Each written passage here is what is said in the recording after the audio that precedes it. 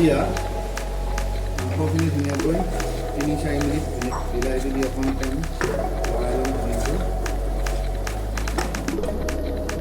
এতিয়া আমি দিম আদা নহৰু পেষ্ট, লগত ধুনীয়াকৈ লৰাই ল'ম। এতিয়া আমি আদা নহৰু পেষ্টটো দিম।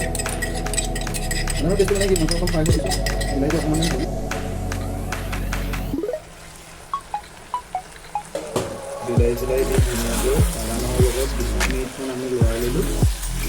এতিয়া মৰিচা দিব টাইম আছে, মৰিচা ফাৰ্ষ্টখিনি দিম।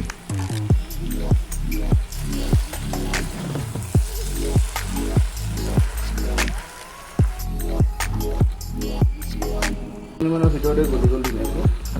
এতিয়া অকণমান টাইম ফ্ৰাই কৰিব লাগিব।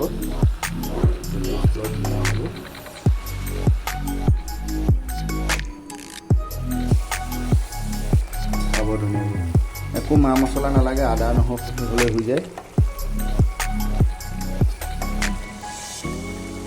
চাই পেলাই ক'ব কেনেকুৱা লাগে।